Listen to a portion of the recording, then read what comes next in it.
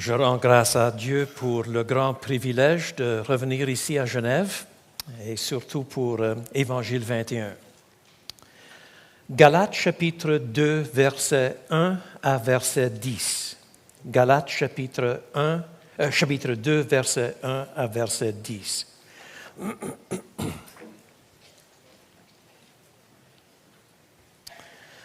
Ensuite, 14 ans plus tard, je montai de nouveau à Jérusalem avec Barnabas. Et je pris aussi Tite avec moi. J'y montai par suite d'une révélation. Je leur exposai l'évangile que je prêche parmi les païens. Je l'exposai en privé aux plus considérés, de peur de courir ou d'avoir couru en vain. Mais Tite, qui était avec moi et qui était grec, ne fut pas même contraint de se faire circoncire. Cependant, à cause des faux frères qui s'étaient furtivement introduits et glissés parmi nous, pour épier la liberté que nous avons en Christ Jésus, avec l'intention de nous asservir, nous ne leur avons pas cédé un seul instant par soumission, afin que la vérité de l'Évangile soit maintenue parmi vous. Quant à ceux qui paraissent les plus considérés, ce qu'ils avaient été autrefois m'importe peu, Dieu ne fait pas de considération de personne. Les plus considérés ne m'ont rien imposé. Au contraire, lorsqu'ils virent que l'Évangile m'avait été confié pour les incirconcis, comme à Pierre pour les circoncis, car celui qui, agissant en Pierre, en a fait l'apôtre des circoncis, a également agi en moi en vue des païens. Et lorsqu'ils reconnurent la grâce qui m'avait été accordée, Jacques, Céphas et Jean, considérés comme des colonnes, nous donnèrent la main droite à Barnabas et à moi, en signe de communion. Ainsi nous irions, nous vers les païens et eux vers les circoncis. Nous devions seulement nous souvenir des pauvres, ce que je me suis empressé de faire. Ainsi la parole de Dieu. Maintenir la vérité de l'Évangile se dépend de plusieurs choses. Par exemple, ça dépend d'une bonne compréhension de l'Évangile. Il est difficile de défendre quelque chose que nous comprenons très mal. Ça dépend d'une belle articulation de cet Évangile, pur, clair, avec sincérité et fidélité, ferme, gentil. Ça dépend aussi des réponses sages et fidèles lorsque certains aspects de l'Évangile sont niés dans une telle et telle culture. Mais maintenir la vérité de l'Évangile peut aussi se dépendre de la fidélité des premiers témoins. Ce point exige explication.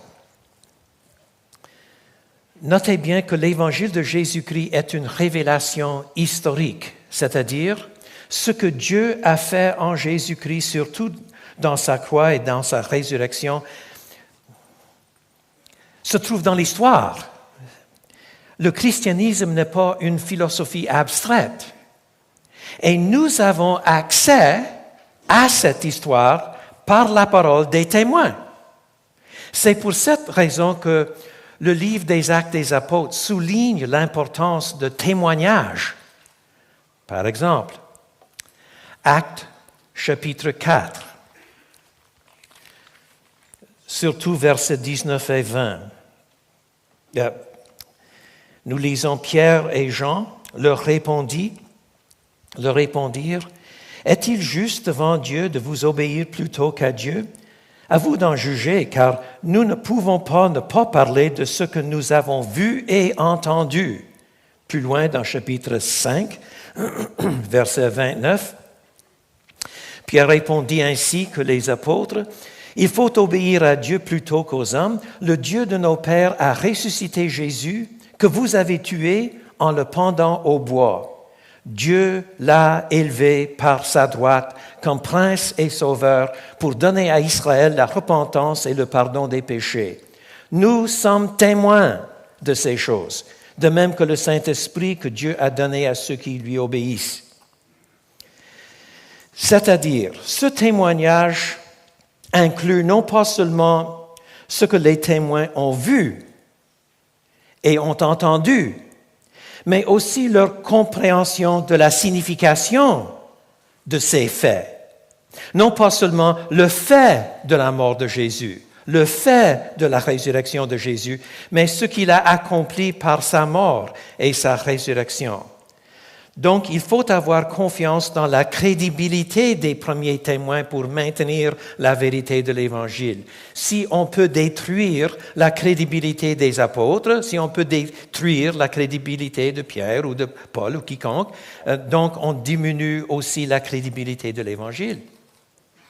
C'est pour cette raison que l'apôtre Paul est prêt à se défendre, à défendre son apostolat.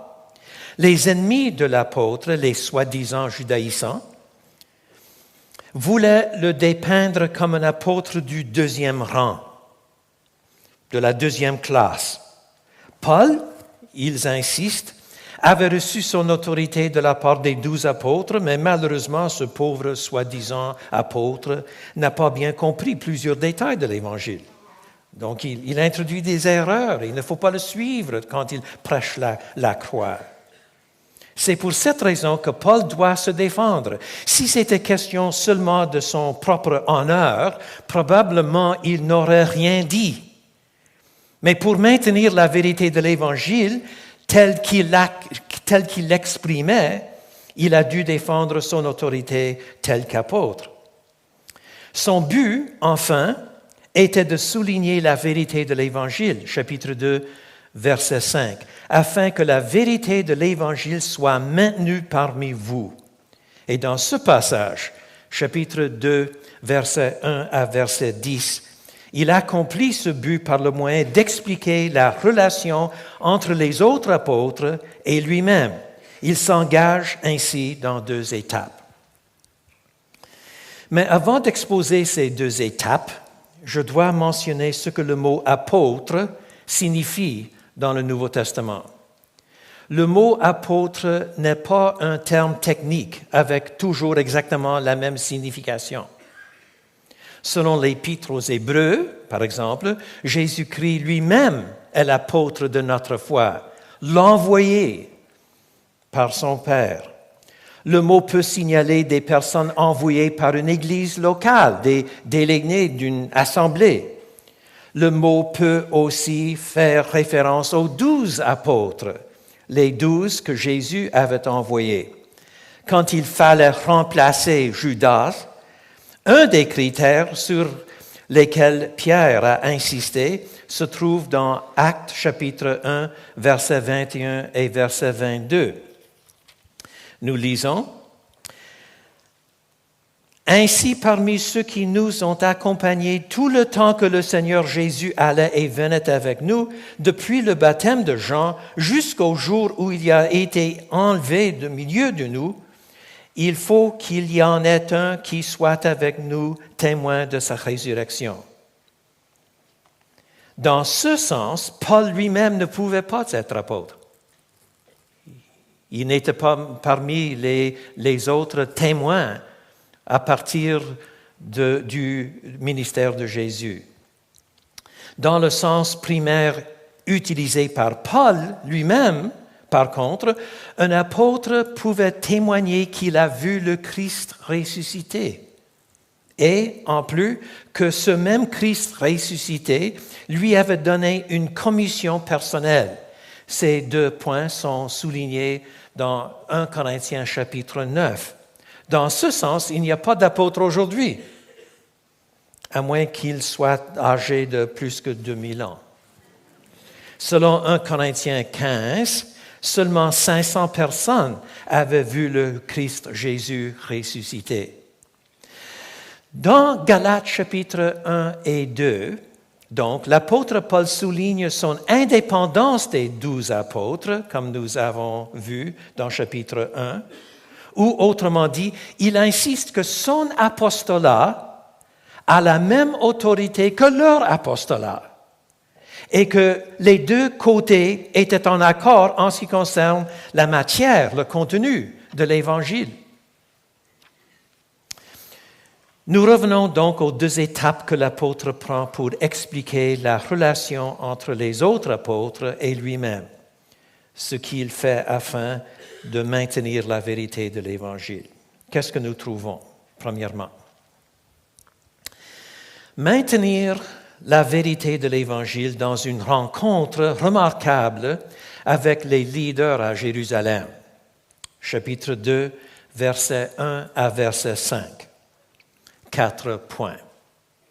Numéro 1. Paul est allé à Jérusalem à cause d'une révélation, et non parce que les 12 apôtres avaient exigé qu'il s'apparaisse devant eux. Ils n'ont pas donné un ordre auquel l'apôtre Paul devait obéir. Nous lisons ensuite, 14 ans plus tard, je montai de nouveau à Jérusalem avec Barnabas et je pris aussi Tite avec moi. J'y montai par suite d'une révélation. 14 ans plus tard, probablement 14 ans après sa conversion, pas 14 ans après les détails mentionnés à la fin du chapitre 1.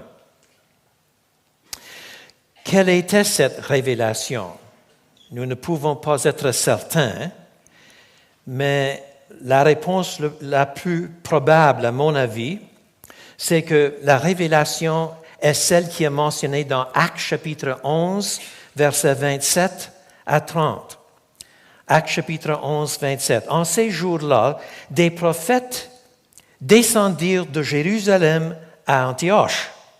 L'un d'eux, du nom d'Agabus, se leva et déclara par l'Esprit, une révélation, qu'il y aurait une grande famine sur la terre entière.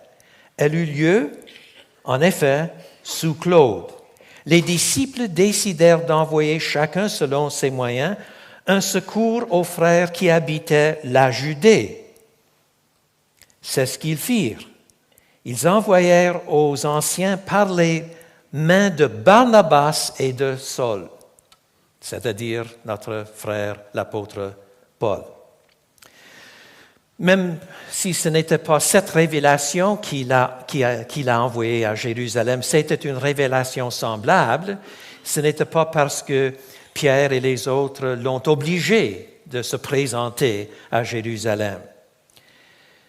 Deuxième point, Paul est allé à Jérusalem avec Barnabas et pas tout seul. Barnabas était déjà connu, même reconnu, comme un ouvrier fidèle et respecté par les apôtres à Jérusalem. Peut-être l'apôtre Paul intime que si quelqu'un méprise Paul, cette personne doit aussi mépriser Barnabas, qui se liait à Paul pour cette visite. Troisièmement, Paul est allé à Jérusalem pour assurer que son ministère, sa prédication, ne serait pas sapé par les leaders de Jérusalem. Non parce qu'il cherchait leur approbation et leur bénédiction ou même leur permission. Verset 2. J'y montai par suite d'une révélation, je leur exposai l'évangile que je prêche parmi les païens. Je l'exposai en privé aux plus considérés, de peur de courir ou d'avoir couru en vain. Il ne faut pas mal comprendre ce passage. Ce n'était pas que Paul avait peur de courir en vain parce que peut-être il prêchait un faux message. Donc, il voulait vérifier la fidélité de son message avec une discussion parmi les apôtres. Peut-être Pierre serait prêt à lui dire hey, tu fais bien, continue. Ou peut-être Pierre aurait pu dire franchement, tu te trompes à ce point et tu vas courir en vain. Ce n'est pas ça que l'apôtre Paul cherche ici. Plutôt, Paul avait découvert que il y avait des personnes qui se disaient envoyées de Jérusalem, Nous lisons assez de passages dans les Actes des Apôtres qui les décrivent, qui se disait envoyé par Jérusalem, qui suivait l'apôtre dans son ministère. Paul quittait une ville pour aller à une autre ville et les judaïsants entraient l'ancienne ville. Et il disait en effet que Paul se trompait, il fallait devenir véritablement juif, être circoncis, fidèle à la loi pour recevoir ce Messie juif. Après tout, Jésus était le Messie juif. Pour recevoir le Messie juif, on devait devenir juif. Et tout d'un coup, le salut se dépendait de Jésus et de devenir juif et accepter la circoncision et avec ça les obligations de la loi. Donc, Paul comprenait que si ces messagers, si ces judaïsants continuaient, ils couraient assez souvent en vain, c'est-à-dire son ministère serait pratiquement détruit par ceux qui le poursuivaient. Ce que Paul voulait, c'était que les apôtres à Jérusalem se distancent de ces messagers, que ces apôtres condamnent même ces messagers, parce qu'autrement, il trouverait que son ministère serait en vain. Donc, Paul est allé à Jérusalem pour assurer que son ministère, sa prédication ne serait pas sapée par les leaders de Jérusalem, non parce qu'il cherchait leur approbation ou leur bénédiction ou même leur permission. Quatrièmement, Paul est allé à Jérusalem afin de préserver la suffisance exclusive du Seigneur Jésus. La suffisance exclusive du Seigneur Jésus, non parce qu'il voulait plaire aux hommes. Maintenant, nous arrivons à Tite, mentionné déjà dans verset 1, et ensuite verset 3. Mais Tite, qui était avec moi et qui était grec, ne fut pas même contraint de se faire circoncire. Cependant, à cause des faux frères, les soi-disant judaïsants, des faux frères, c'est-à-dire du point de vue de Paul, ils n'étaient pas véritablement chrétiens, ce sont de faux frères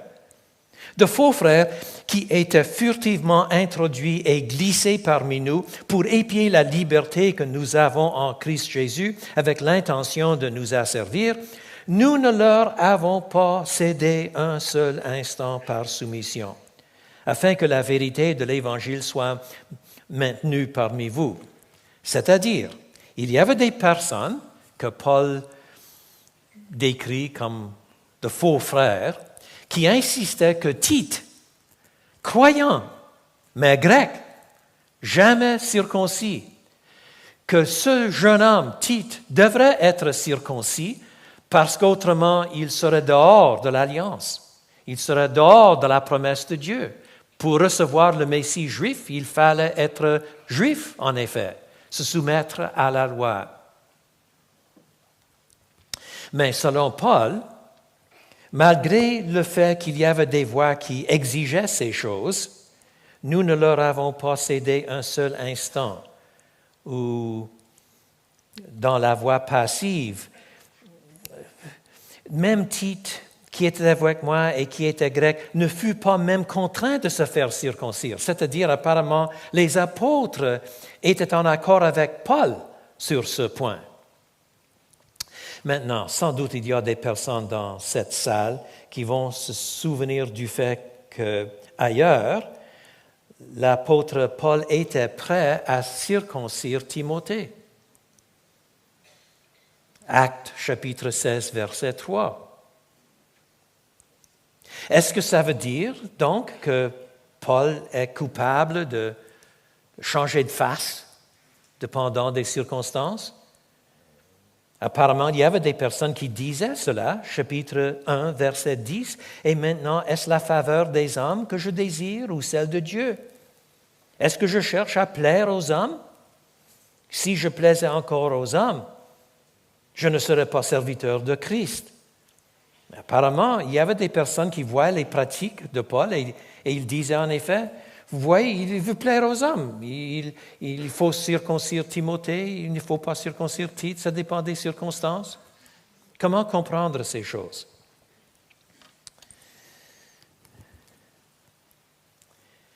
Ici, dans Galates chapitre 2, les soi-disant judaïsants insistaient que Tite devait être circoncis pour être sauvé, en effet. Dans le cas de Timothée, il n'y avait aucune voix qui disait une chose semblable, c'est-à-dire, c'était tout simplement de le rendre acceptable dans les synagogues afin qu'il puisse entrer. Sa mère était juive, mais son père était grec. Tout le monde savait qu'il n'avait jamais été fait, qu'il n'avait jamais été circoncis, et ça ôterait un peu un obstacle, et donc il pourrait devenir un meilleur missionnaire. Vous savez qu'il y a des chrétiens en Amérique du Nord qui pensent qu'un chrétien ne doit jamais boire du vin d'alcool. Je ne suis pas parmi eux. Mais vous savez qu'il y a des personnes comme cela. Leur nombre sont en déclin. Mais supposons que je me trouve parmi un groupe de ces personnes. Et ils sont très sincères dans leur croyance. Et je me demande, qu'est-ce que je dois faire? Comment est-ce que je dois répondre? Je peux donner mon opinion, mais franchement, est-ce que je dois me troubler à cause de cela? Ou seulement pas boire, c'est plus facile. Je veux prêcher l'Évangile, ça c'est le point. Ça ne me trouble pas, ne pas le prendre, de le prendre, ça m'est égal. Mais si quelqu'un me dit, Don, tu ne peux pas être chrétien et boire du vin. Moi, je vais répondre, passe-moi la bouteille de Beaujolais. Parce que si le salut se dépend de Jésus et ne pas boire, Jésus ne suffit pas. Ce que l'apôtre Paul veut protéger ici, c'est la suffisance exclusive du Seigneur Jésus. Ce n'est pas Jésus et la circoncision. Jésus est obéir parfaitement à la loi. Jésus est devenir juif. C'est Jésus, sa mort, sa résurrection, c'est tout. Donc, Paul est allé à Jérusalem afin de préserver la suffisance exclusive du Seigneur Jésus, non parce qu'il voulait plaire aux hommes. Et si le mot « nous » dans verset 5 inclut Paul et les 12, apparemment tous les apôtres étaient en accord avec cette décision de ne pas circoncire ce jeune homme. Donc, la première étape dans l'argumentation apostolique dans notre passage, maintenir la vérité de l'Évangile dans une rencontre remarquable avec les leaders à Jérusalem. Deuxième étape, qu'est-ce que nous trouvons? Maintenir la vérité de l'Évangile dans une division stratégique de travaux. Maintenir la vérité de l'Évangile dans une division stratégique de travaux. Chapitre 2, verset 6 à verset 10. Encore une fois, 4 points. Numéro 1. Cette division de travaux, expliquée par l'apôtre Paul, n'est pas basée sur une hiérarchie apostolique. Il n'y avait pas de pape. Ce n'est pas comme si Pierre disait « Je décide, Paul, toi tu vas aller à Rome, Thomas, tu vas aller aux Indes, et ainsi de suite. » Ce n'était pas décidé par une hiérarchie. Notez bien ce que disent versets 2 et verset 6. J'y montai par suite d'une révélation. Verset 6. Quant à ceux qui paraissaient les plus considérés, ce qu'ils avaient été autrefois m'importe peu. Dieu ne fait pas de considération de personne. Les plus considérés ne m'ont rien imposé. Paul ne veut pas parler de ces 12 apôtres comme les 12 apôtres primaires. Il ne veut pas les insulter non plus. Les considérés, les plus considérés, ceux qui sont appelés les plus considérés. Il ne veut pas les mépriser, mais par contre, il ne veut pas se présenter comme celui qui est obligé à obéir à ces 12 apôtres parce qu'il est lui-même seulement un apôtre du 2e rang. Non. Apparemment, la distinction entre l'apôtre Paul et les 12 apôtres est une distinction de division de travail, pas une division d'autorité. Paul insiste ainsi qu'il n'y a aucune distinction entre l'autorité des 12 et l'autorité de l'apôtre Paul lui-même. Numéro 2. Cette division de travaux est basée sur l'appel distinctif de Dieu, qui envoie ses apôtres à plusieurs domaines différents, même si cette division n'est pas absolue. Versets 7, 8 et verset 9 à la fin. Au contraire, lorsqu'ils virent que l'Évangile m'avait été confié pour les incirconcis, comme à Pierre pour les circoncis, car celui qui agissant en Pierre en a fait l'apôtre des circoncis, a également agi en moi en vue des païens. Lorsqu'ils reconnurent la grâce qui m'avait été accordée, Jacques, Céphas et Jean, encore une fois considérés comme des colonnes, nous donnèrent la main droite à Barnabas et à moi en signe de communion. Ainsi, nous irions, nous vers les païens et eux vers les circoncis.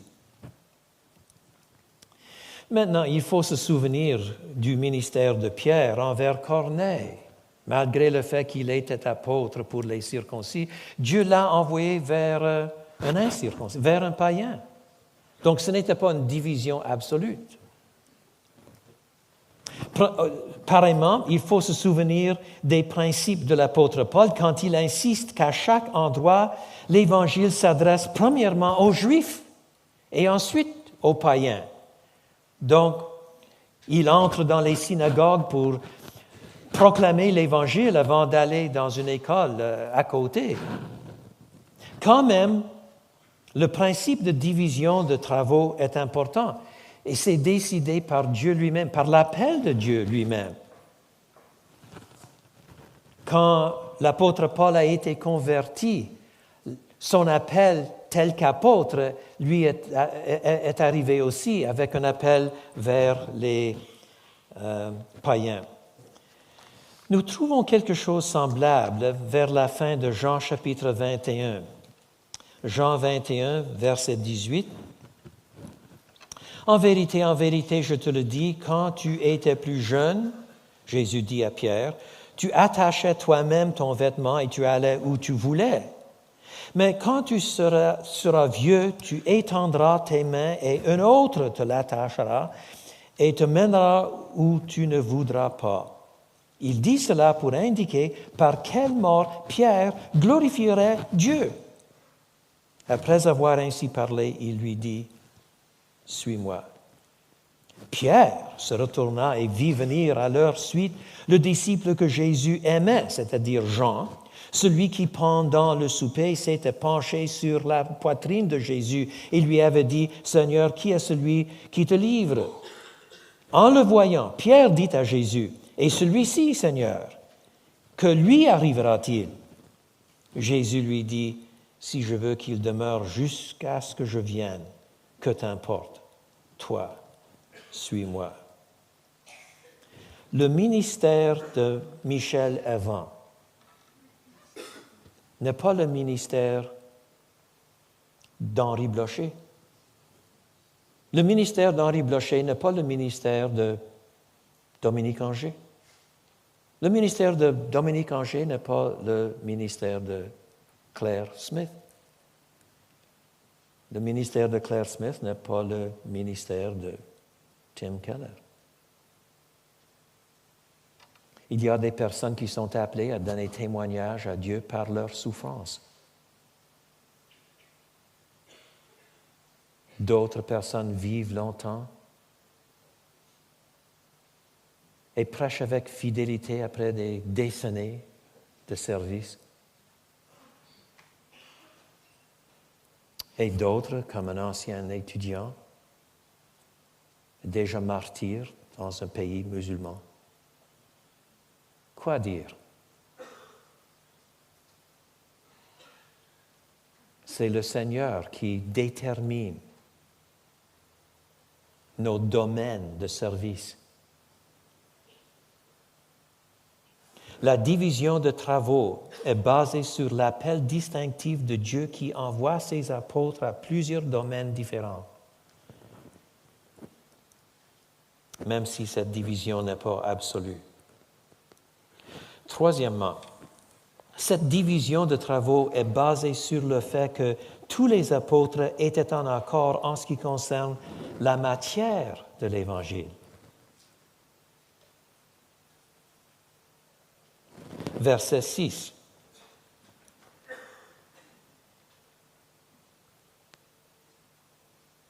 Les plus considérés ne m'ont rien imposé. Verset 9.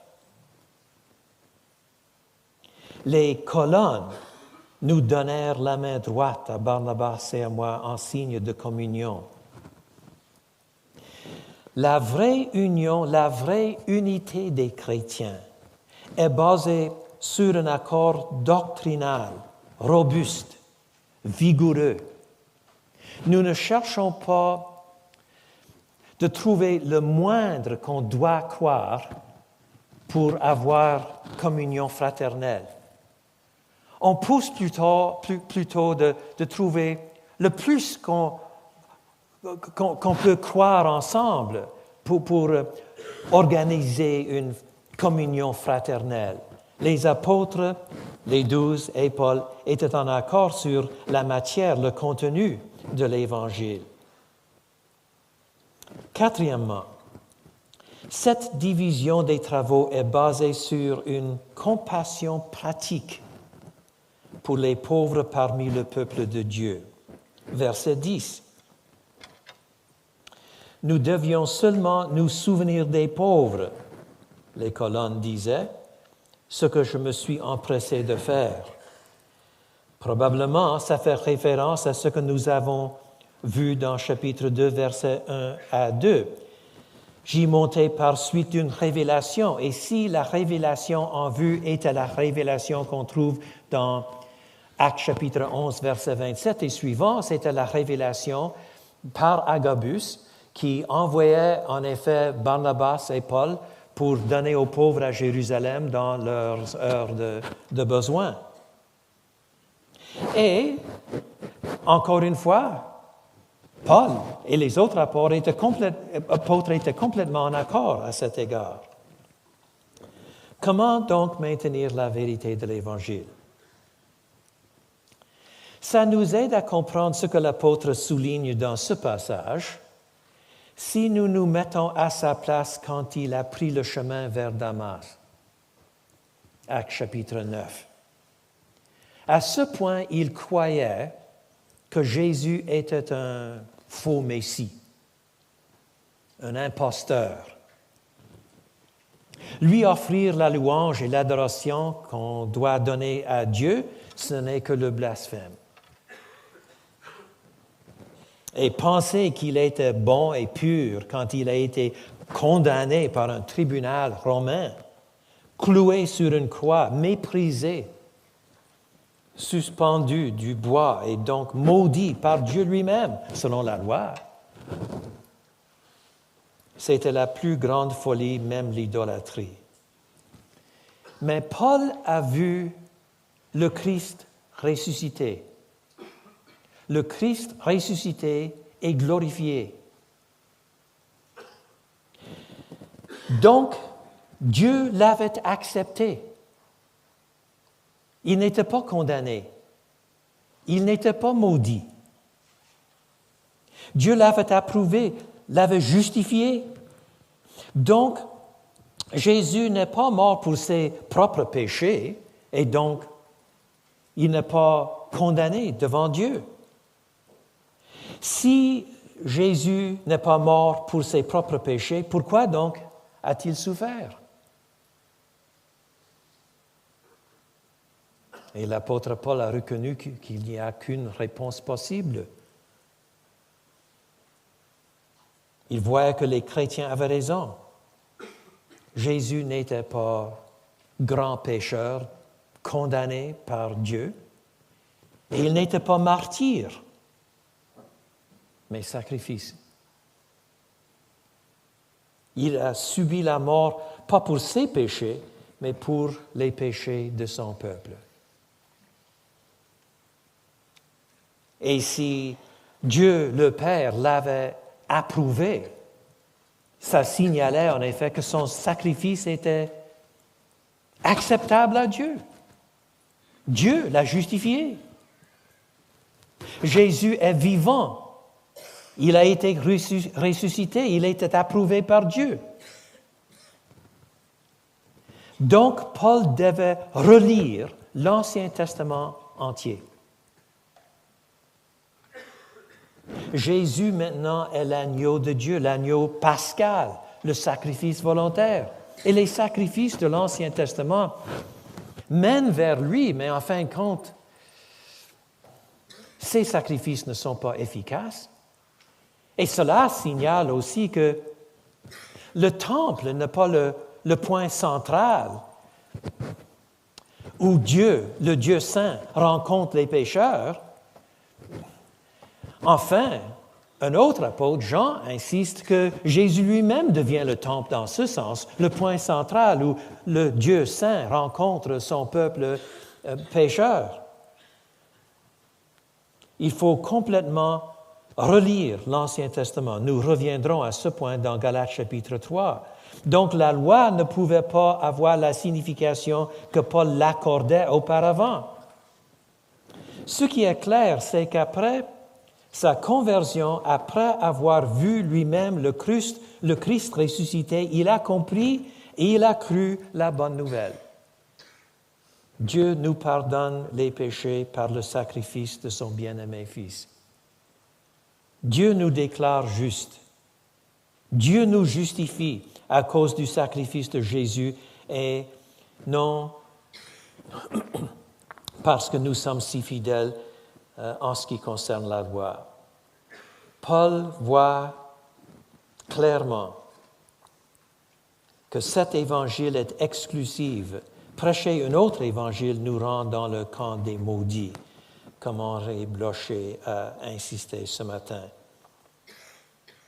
Afin de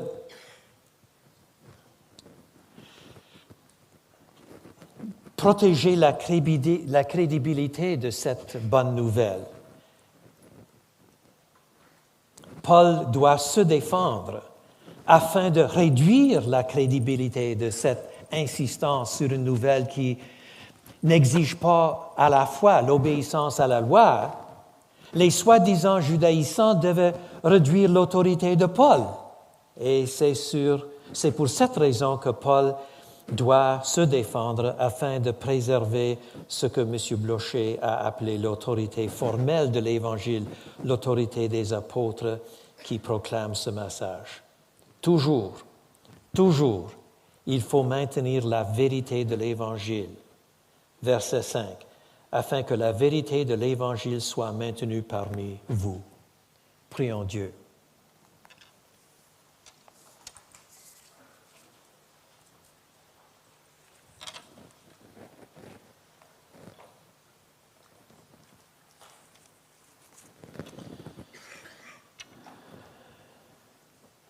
Par son exemple, par la clarté de sa pensée, par l'appel que tu lui avais donné, nous voyons que l'apôtre Paul est pour nous un modèle qui fixe notre attention sur Jésus lui-même. sur la bonne nouvelle de ce que tu as fait en Jésus-Christ, surtout dans la croix et la résurrection de ton bien-aimé Fils. Donne-nous à comprendre l'importance de maintenir la vérité de l'Évangile par nos relations, par notre connaissance de ce que c'est cet Évangile, par le témoignage avec bon courage. Nous te demandons ces choses au précieux nom de Jésus. Amen.